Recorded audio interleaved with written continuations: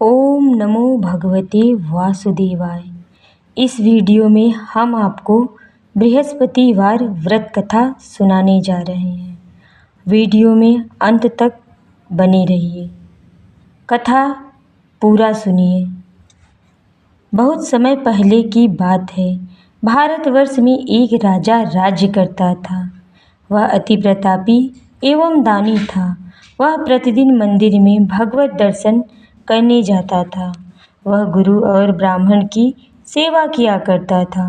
उसके द्वार से कोई भी याचक निराश होकर नहीं लौटता था। वह प्रत्येक गुरुवार को व्रत रखता एवं पूजन करता था। हर दिन गरीबों की मदद किया करता था। परंतु यह सब बातें उसकी रानी को नहीं पसंद थी। वह न तो व्रत करती और न किसी को एक भी पैसा दान के रूप में देती थी।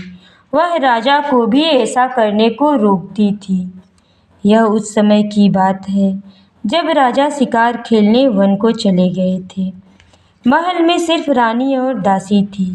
उस समय गुरु भगवान साधु का रूप धारण कर राजा के दरवाजे पर भिक्षा मांगने आए। साधु ने रानी से भिक्षा मांगी तो वह कहने लगी, हे साधु महाराज, मैं इस दान और पुण्य से तो तंग आ गई हूँ। इस काम के लिए तो मेरे पतिदेव ही बहुत हैं। अब आप ऐसी कृपा करें कि मेरा सारा धन नष्ट हो जाए ताकि मैं आराम से रह सकूं। साधु का वेश धरे बृहस्पति देव ने कहा, हे देवी, तुम बड़ी विचित्र हो। संतान और धन से कोई दुखी नहीं होता है, सभी इसको चाहते हैं। पापी भी पुत्र और धन की इच्छा रखता है। अगर तुम्हारे पास धन बहुत है तो तुम भूखे मनुष्यों को भोजन कराओ, ब्राह्मणों को दान दो, प्याऊ लगवाओ, धर्मशालाएं बनवाओ, कुआं, तालाब, बावड़ी, बाग, बगीचे आदि का निर्माण कराओ, कुंवारी कन्याओं का विवाह कराओ, साथ ही यज्ञ आदि करो। इस प्रकार के कर्मों से आपके कुल का, आपका नाम परलोक में सार्थक होगा। स्वर्ग की प्रसिद्धि मिलेगी, तुम्हें स्वर्ग की प्राप्ति होगी। किंतु वह मूर्ख रानी साधु की इन बातों से खुश नहीं हुई। वह बोली, हे साधु महाराज, मुझे ऐसी संपत्ति की आवश्यकता नहीं जो मेरे काम ना आए तथा जिसको अन्य को दान दूं, जिसको रखने और संभालने में ही मेरा सारा समय नष्ट हो जाए। साधु ने रानी को समझाने का बहुत प्रयास किया, परंतु रानी अपनी बात पर अडिग रही। साधु ने कहा, हे देवी, यदि तुम्हारी ऐसी इच्छा है तो मैं तुम्हें जैसा बताता हूँ तुम वैसा ही करना। बृहस्पतिवार के दिन घर को गोबर से लीपना, अपने केशों को पीली मिट्टी से धोना, केशों को धोते समय स्नान करना, राजा से कहना वह हजामत करवाए, भोजन में मांस मदिरा खाना, कपड़ा धोबी के यहाँ धुलने के लिए देना। इस तरह 7 बृहस्पतिवार निरंतर करने से तुम्हारा सब धन नष्ट हो जाएगा। ऐसा कहकर साधु रूपी बृहस्पति देव वहाँ से अंतर ध्यान हो गए। रानी ने साधु के कहे अनुसार ही भरपेट 7 बृहस्पतिवार वैसा ही करने का विचार किया। साधु के बताए अनुसार उसे करते हुए केवल 3 बृहस्पतिवार ही बीते थे कि उसकी समस्त धन संपत्ति नष्ट हो गई। कहे अनुसार ही भरपेट भोजन के लिए भी दोनों समय परिवार तरसने लगा, सांसारिक भोगों से दुखी रहने लगा।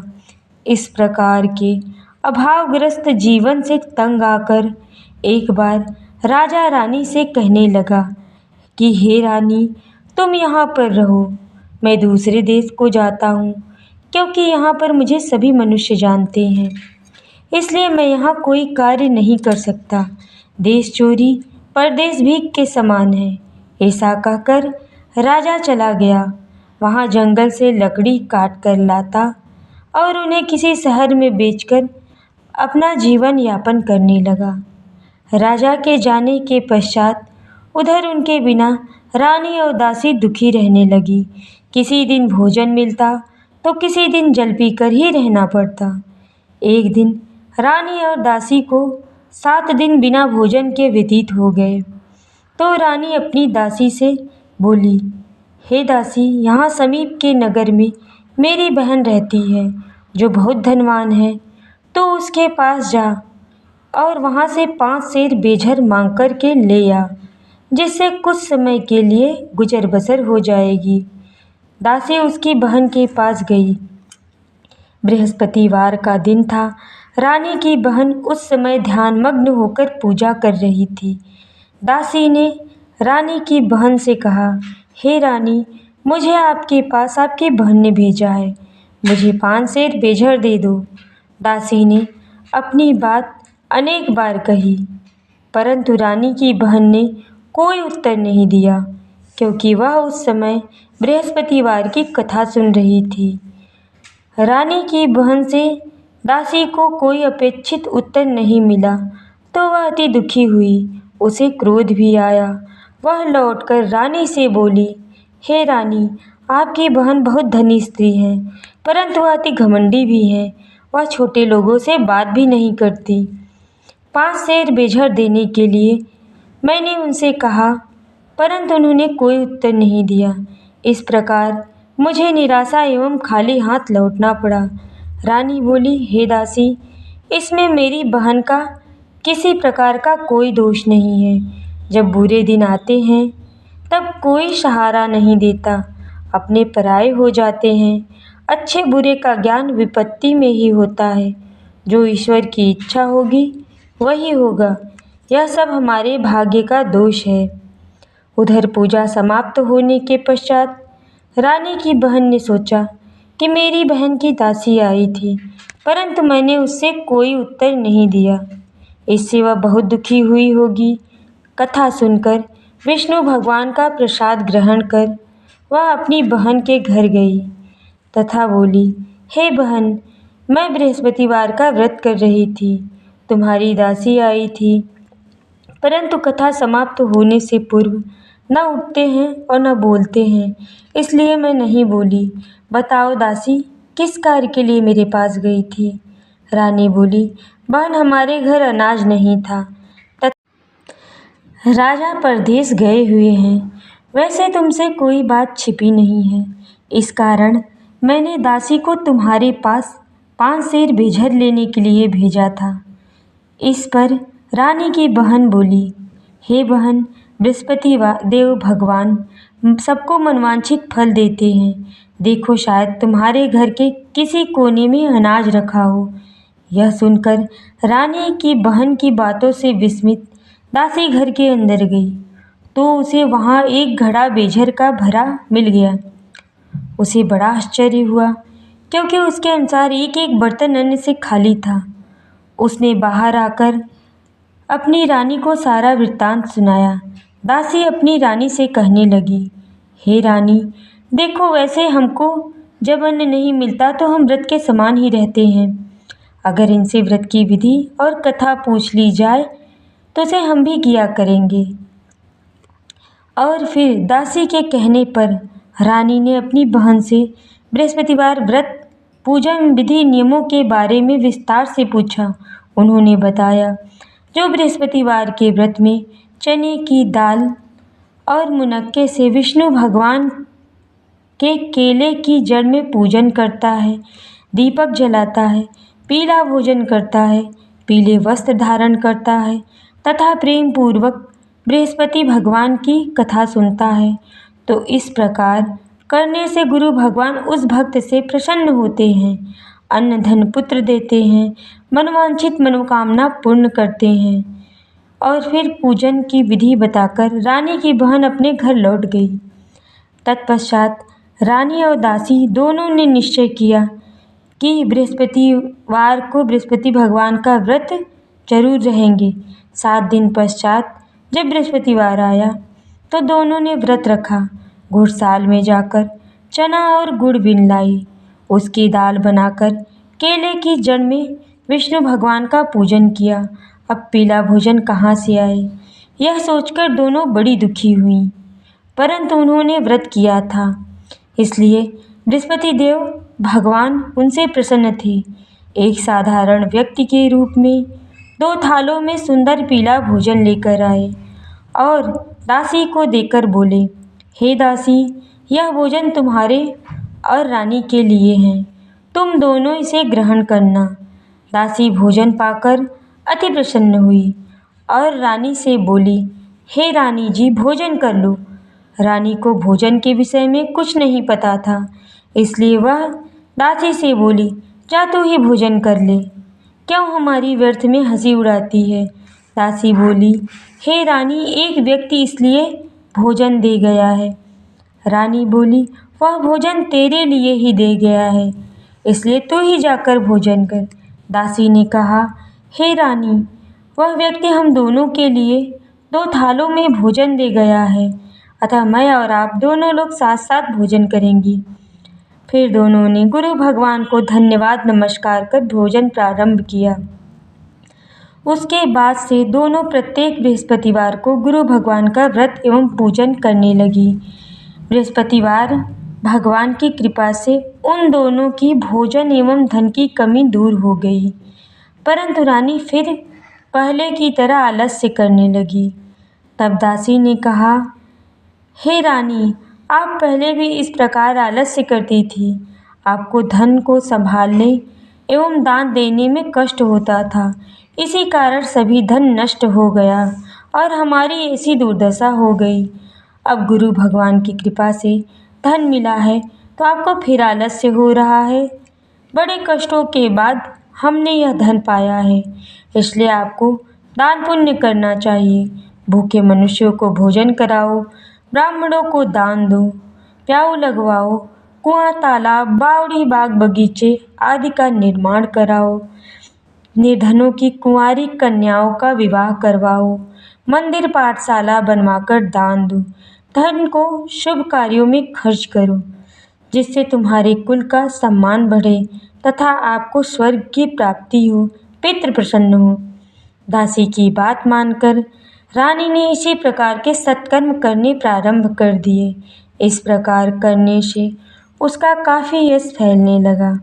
कुछ दिनों बाद एक दिन रानी और दासी आपस में विचार करने लगी कि न जाने राजा किस दशा में होंगे, उनकी कोई खोज खबर नहीं है। रानी राजा की खबर न पाकर उदास रहने लगी। गुरु भगवान से उन्होंने प्रार्थना की। भगवान ने रात्रि में राजा को स्वप्न में दर्शन देकर कहा, हे राजा, उठ, तेरी रानी तुझको याद करती है, अब तो अपने देश को लौट जा। राजा प्रातः उठा। वह सोचने लगा कि मैं किस प्रकार रानी के पास खाली एवं निराशा हाथ जाऊंगा। मेरे पास तो कुछ भी नहीं। स्त्री जाति खाने और पहनने की ही साथी होती हैं। पर प्रभु की आज्ञा मानकर वह अपने नगर को चलने को तैयार हुआ।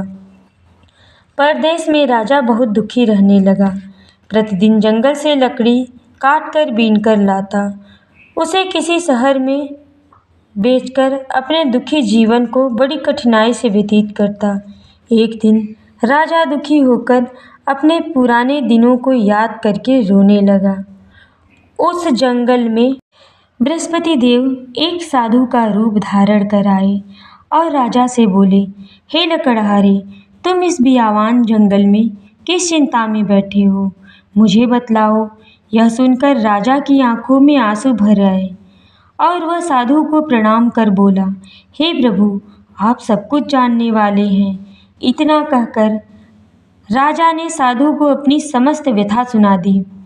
तब साधु रूप में गुरु भगवान राजा से बोले, हे राजन, तुम्हारी पत्नी ने बृहस्पतिवार के दिन बृहस्पति देव का अपमान किया था, जिसके कारण तुम्हारी यह दुर्दशा हुई। अब तुम किसी बात की चिंता मत करो, भगवान तुम्हें पहले से अधिक धन प्रदान करेंगे। देखो, तुम्हारी पत्नी ने बृहस्पतिवार का व्रत प्रारंभ कर दिया है। अब तुम भी बृहस्पतिवार का व्रत करके चने की दाल, गुड़ जल के लोटे में डालकर केले का पूजन करो, फिर कथा कहो या सुनो, भगवान तुम्हारी सभी इच्छाओं को पूरी करेंगे। साधु के वचन सुनकर राजा बोला, हे प्रभु, मुझे लकड़ी बेचने के पश्चात इतना भी धन नहीं बचता जिसे भोजन के उपरांत कुछ बचा सकूं। मैंने रात्रि में अपनी रानी को व्याकुल व्यतीत देखा। मेरे पास तो कोई साधन भी नहीं जिससे उसका समाचार जान सकूं। इसके अतिरिक्त मैं बृहस्पतिदेव की कथा भी नहीं जानता जिसे कह या सुन सकूं, धारण कर सकूं, बृहस्पतिवार का पूजन कर सकूं। साधु ने कहा, हे राजा, तुम किसी बात की चिंता मत करो। बृहस्पतिवार के दिन नित्य की भांति लकड़ियां लेकर शहर में जाओ। तुम्हें रोज से दुगना धन प्राप्त होगा जिससे तुम भली भांति भोजन कर लोगे तथा गुड़ एवं चने का प्रसाद खरीदकर बृहस्पतिदेव की पूजा भी कर सकोगे। बृहस्पति देव की कहानी इस प्रकार है। प्राचीन समय में एक बहुत निर्धन ब्राह्मण था। उसके कोई संतान न थी। ब्राह्मण नित्य पूजा पाठ करता। वह स्वभाव से दयालु तथा धार्मिक विचारों वाला व्यक्ति था, परंतु उसकी पत्नी बहुत मलिनता के साथ रहती थी। वह न तो स्नान करती थी और न ठीक से कार्य करती थी। पत्नी की ऐसी आदत के कारण ब्राह्मण देवता बहुत दुखी रहते थे। वह अपनी पत्नी को बहुत समझाते, किंतु उसका कोई परिणाम न निकलता। भगवान की कृपा से ब्राह्मण की स्त्री के कन्या उत्पन्न हुई। वह कन्या ब्राह्मण के घर में बड़ी होने लगी। वह बालिका प्रातःकाल ही स्नान करके भगवान विष्णु का जप करती, बृहस्पतिवार का व्रत भी करने लगी। पूजा पाठ समाप्त कर पाठशाला जाती तो अपनी मुट्ठी में जौ भरकर ले जाती और पाठशाला जाने के रास्ते में डालती जाती। भगवान बृहस्पतिदेव की कृपा से वही जौ स्वर्ण के हो जाते तो उन्हें लौटकर घर बीनकर ले आती। एक दिन वह बालिका सूप में उन सोने के जौ को फटक कर साफ कर रही थी। तभी उसकी माँ ने देख लिया और कहा, हे बेटी, सोने के जौ को फटकने के लिए सोने का सूप होना चाहिए। दूसरे दिन बृहस्पतिवार था। कन्या ने व्रत रखा था। भगवान बृहस्पतिदेव से प्रार्थना करके कहा, हे प्रभु, यदि मैंने सच्चे मन से श्रद्धापूर्वक आपका पूजन एवं व्रत किया हो तो मुझे सोने का सूप दे दो। बृहस्पति देव ने उसकी प्रार्थना स्वीकार कर ली। नित्य की भांति वह कन्या जौ फैलाती हुई पाठशाला चली गई। पाठशाला से लौटकर जब वह जौ बीन रही थी तो बृहस्पति देव भगवान की कृपा से उसे सोने का सूप प्राप्त हुआ। सोने के सूप को वह घर लेकर आई और उसे जौ को साफ करने लगी, परंतु उसकी माँ का आचरण वैसा ही रहा। एक दिन कन्या सोने के सूप में जौ को साफ कर रही थी। उसी समय अचानक उस नगर का राजकुमार वहां से होकर निकला। कन्या के रूप और कार्य को देखकर राजकुमार कन्या पर मोहित हो गया। राजमहल लौटकर राजकुमार अन्न जन त्याग कर बैठ गया, उदास होकर लेट गया। राजा को जब अपने पुत्र द्वारा अन्न जल त्यागने का समाचार ज्ञात हुआ तो मंत्रियों के साथ वह राजकुमार के पास गए और बोले, हे बेटा, तुम्हें किस बात का कष्ट है? किसी ने तुम्हारा अपमान किया है अथवा कोई और कारण है? मुझे बताओ, मैं वही करूँगा जिससे तुम्हें प्रसन्नता हो। राजकुमार ने अपने पिता की बातें सुनी तो वह बोला, आपकी कृपा से मुझे किसी बात का कष्ट नहीं है। किसी ने मेरा अपमान नहीं किया है, परंतु मैं उस कन्या के साथ विवाह करना चाहता हूँ जो सोने के सूप में जौ को फटक कर साफ कर रही थी। यह सुनकर राजा आश्चर्य में पड़ गया और बोला, हे राजकुमार, इस तरह की कन्या का पता तुम ही लगाओ, मैं उसके साथ तुम्हारा विवाह अवश्य ही करवा दूंगा। तब राजकुमार ने प्रसन्न होकर उस ब्राह्मण कन्या के घर का पता बताया। राजा के आदेश पर मंत्री उस कन्या के घर गया और राजा का आदेश ब्राह्मण को कह सुनाया। कुछ ही दिन बाद ब्राह्मण की कन्या का विवाह राजकुमार से हो गया। घर से कन्या के विदा होते ही उस ब्राह्मण के घर में पहले की तरह निर्धनता वास करने लगी। अब भोजन के लिए अनाज बड़ी मुश्किल से मिलता। एक दिन दुखी होकर ब्राह्मण देवता अपनी बेटी से मिलने गए। बेटी पिता की ऐसी अवस्था को देखकर अत्यंत दुखी हुई और उसने अपनी माँ का समाचार पूछा। ब्राह्मण ने पुत्री को सभी हाल सुनाया। पुत्री ने अपने पिता को बहुत सा धन देकर विदा कर दिया। ब्राह्मण का कुछ समय सुखपूर्वक व्यतीत हुआ, लेकिन धन समाप्त होने के पश्चात स्थिति पूर्वतः हो गई। ब्राह्मण फिर अपनी पुत्री के यहाँ गया, उससे सभी हाल कह सुनाया। पुत्री बोली, हे पिताजी, आप माताजी को यहाँ लिवा लाओ, मैं उन्हें वह विधि बता दूंगी जिससे दरिद्रता दूर हो जाए। ब्राह्मण देवता अपनी पत्नी को साथ लेकर राजमहल अपनी पुत्री के घर गए। पुत्री अपनी माँ को समझाने लगी, हे माँ, तुम सुबह उठकर सर्वप्रथम स्नान आदि करके भगवान विष्णु का पूजन किया करो, इससे सब निर्धनता दूर हो जाएगी। परंतु उसकी माँ ने उसकी एक न मानी।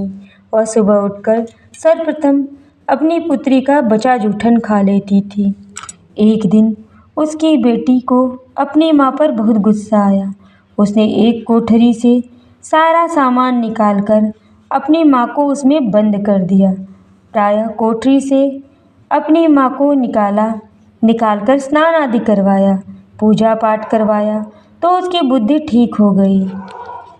इसके बाद से वह प्रतिदिन पूजा पाठ करती, प्रत्येक बृहस्पतिवार को व्रत करने लगी।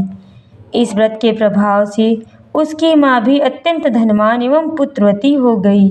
बृहस्पति देव की कृपा से वृद्धावस्था में मृत्यु को प्राप्त हुई, स्वर्ग को गई। वह ब्राह्मण भी सुखपूर्वक इस लोक का सुख भोग कर स्वर्ग को प्राप्त हुआ।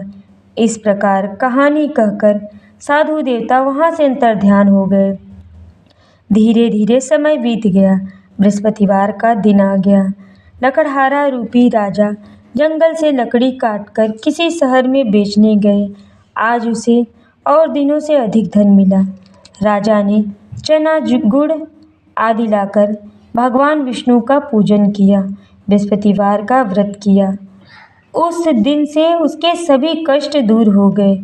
परंतु अगले बृहस्पतिवार को वह व्रत करना भूल गया। इस कारण बृहस्पति देव भगवान उससे रुष्ट हो गए।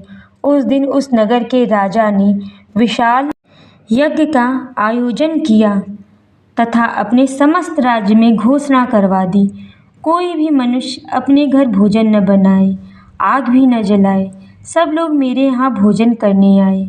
इस आज्ञा को जो नहीं मानेगा उसको सूली पर लटका दिया जाएगा। राजा की आज्ञा अनुसार राज्य के सभी निवासी राजा के भोज में सम्मिलित हुए, परंतु लकड़हारा कुछ विलंब से पहुंचा, इसलिए राजा उसको भोजन कराने अपने साथ महल ले गए। तब राजा लकड़हारे को भोजन करा रहे थे तो रानी की दृष्टि उस खूंटी पर पड़ी जिस पर उनका नौलखा हार टंगा हुआ था। उसे हार खूंटी पर लटका नहीं दिखाई दिया। रानी को निश्चय हो गया कि मेरा हार इसी लकड़हारे ने चुरा लिया है। उसी समय रानी की जिद पर राजा ने सैनिक बुलाकर लकड़हारे को जेल में डलवा दिया। जेल खाने में बंद वह लकड़हारा बहुत दुखी होकर विचार करने लगा कि न जाने कौन से पूर्व जन्म के कुकर्मों से यह दुख प्राप्त हुआ है। जेल में बंद लकड़हारा भगवान बृहस्पति देव को याद करने लगा।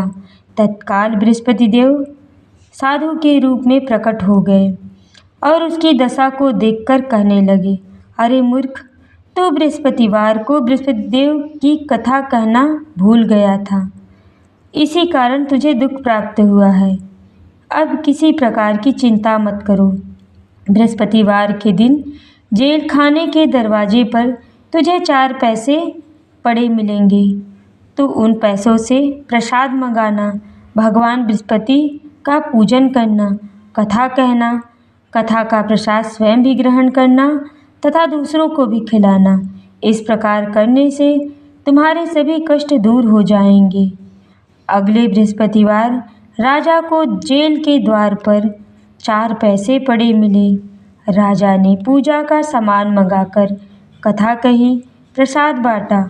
उसी रात बृहस्पति देव ने उस नगर के राजा को स्वप्न में दर्शन देकर कहा, हे राजा, तूने जिस आदमी को जेल खाने में बंद कर दिया है वह निर्दोष है, वह राजा है, उसे छोड़ दे। रानी का नौलखा हार उसी खूंटी पर लटका हुआ है। अगर तू ऐसा नहीं करेगा तो मैं तेरे समस्त धन संपत्ति को नष्ट कर दूंगा। राजा सुबह उठा और खूंटी पर हाथ टंगा देखकर लकड़हारे को बुलाकर उससे क्षमा याचना की तथा राजा के योग्य सुंदर वस्त्र आभूषण भेंट कर उसे विदा किया। बृहस्पति देव की आज्ञा अनुसार राजा अपने नगर को चल दिया। जब वह नगर के निकट पहुंचा तो उसे बहुत आश्चर्य हुआ। वहां पहले से अधिक तालाब, बाग एवं कुएं, बहुत सी धर्मशालाएं, मंदिर आदि बने हुए थे। राजा ने जब नगरवासियों से पूछा कि यह सब तालाब, धर्मशालाएं, कुएं किसके द्वारा बनवाए गए हैं, तब नगर के सब लोग कहने लगे कि यह सब रानी और दासी द्वारा बनवाए गए हैं। राजा को बहुत आश्चर्य हुआ, परंतु क्रोध भी आया। जब रानी ने यह खबर सुनी कि राजा आ रहे हैं, तो उसने दासी से कहा, हे दासी, देख राजा हमको कितनी दीन अवस्था में छोड़ गए थे। वह हमारी ऐसी हालत देखकर कहीं द्वार से ही न लौट जाए, इसलिए तू दरवाजे पर जाकर खड़ी हो जा। रानी की आज्ञा अनुसार दासी दरवाजे पर जाकर खड़ी हो गई। जब राजा आए तो उन्हें अपने साथ महल में ले आई। तब राजा ने क्रोध करके अपनी तलवार निकाली तथा रानी से पूछा, बताओ इतना धन तुम्हें कैसे प्राप्त हुआ है। तब रानी ने बताया कि यह सब धन हमें बृहस्पतिवार के व्रत के प्रभाव से प्राप्त हुआ है। अब राजा ने निश्चय किया कि 7 दिन बाद तो सभी बृहस्पतिवार का पूजन करते हैं, परंतु मैं प्रतिदिन ही दिन में 3 बार कथा कहूँगा, नित्य ही व्रत किया करूँगा। अब हर समय राजा के दुपट्टे में चने की दाल बंधी रहती थी। दिन में वह 3 बार कथा कहता। ऐसे ही राजा ने एक दिन विचार किया कि चले अपने यहाँ बहन के यहाँ हो आऊँ। ऐसा निश्चय कर राजा घोड़े पर सवार होकर अपनी बहन के यहाँ चल दिया। मार्ग में उसने देखा कि कुछ आदमी एक मुर्दे को लेकर जा रहे हैं। उन्हें रोककर वह कहने लगा, अरे भैया, तुम मेरी बृहस्पतिवार की कथा सुन लो। वे बोले, लो, हमारा तो आदमी मर गया है, इसको अपनी कथा की पड़ी है। परंतु कुछ आदमी बोले, अच्छा कहो, हम तुम्हारी कथा भी सुनेंगे। राजा ने दाल निकाली और कथा कहना शुरू कर दी। जब कथा आधी हुई तो मुर्दा हिलने लगा और जब कथा समाप्त हुई तो राम राम करके वो मुर्दा उठ बैठा। राजा आगे चला। उसे चलते चलते शाम हो गई। आगे मार्ग में उसे एक किसान खेत में हल चलाता मिला। राजा ने उससे बोला, अरे भैया, तुम मेरी बृहस्पतिवार की कथा सुन लो। किसान बोला, जब तक मैं तेरी कथा सुनूंगा तब तक 4 हरैया जोत लूँगा। जा तुम अपनी कथा किसी और को सुनाना। राजा आगे चलने लगा। राजा के हटते ही किसान के बैल पछाड़ खाकर गिर गए। किसान के पेट में बहुत तेजी से दर्द होने लगा। उसी समय किसान की माँ रोटी लेकर आई। उसने जब यह देखा तो अपने पुत्र से सारा हाल पूछा। बेटे ने सारा हाल बताया। किसान की माँ दौड़ी दौड़ी उस घुड़सवार के पास गई और बोली, मैं तेरी कथा सुनूंगी, तो अपनी कथा मेरे खेत पर ही चलकर कहना। राजा ने लौटकर किसान के खेत पर जाकर कथा कही, जिसे सुनते ही बैल खड़े हो गए। किसान के पेट का दर्द भी बंद हो गया और फिर राजा अपनी बहन के घर पहुंच गया। बहन ने भाई की खूब आवभगत की। दूसरे दिन राजा जागा तो उसने देखा कि कुछ लोग एक भोजन कर रहे हैं। राजा ने अपनी बहन से जब पूछा, कोई ऐसा मनुष्य है जिसने भोजन न किया है, तो वह मेरी बृहस्पतिवार की कथा श्रवण कर ले। बहन बोली, हे भैया, यह देश ऐसा ही है। यहाँ के लोग पहले भोजन करते हैं, बाद में कोई अन्य कार्य करते हैं। अगर पड़ोस में कोई हो तो देख आती हूँ। ऐसा कहकर बहन चली गई, परंतु उसे कोई भी ऐसा व्यक्ति नहीं मिला जिसने भोजन न किया हो। वह एक कुम्हार के घर गई, जिसका लड़का बीमार था। उसे यह भी पता चला कि उसके यहाँ 3 दिन से किसी ने भोजन नहीं किया है। राजा की बहन ने अपने भाई की कथा सुनाने के लिए कुम्हार से आग्रह किया तो वह तैयार हो गया। राजा ने जाकर बृहस्पतिवार की कथा कही, जिसको सुनकर कुम्हार का लड़का ठीक हो गया। अब तो राजा की हर जगह प्रशंसा होने लगी। कुछ दिन बाद एक दिन राजा अपनी बहन से बोले, हे बहन, मैं अपने घर जाऊंगा, तुम भी तैयार हो जाओ। राजा की बहन ने अपने सास से अपने भाई के साथ जाने की आज्ञा मांगी। सास बोली, चली जा, परंतु अपने लड़कों को छोड़ जाना, क्योंकि तेरे भाई को कोई संतान नहीं है। बहन ने भाई से कहा, हे भैया, मैं तो चलूंगी, परंतु कोई बालक नहीं चलेगा।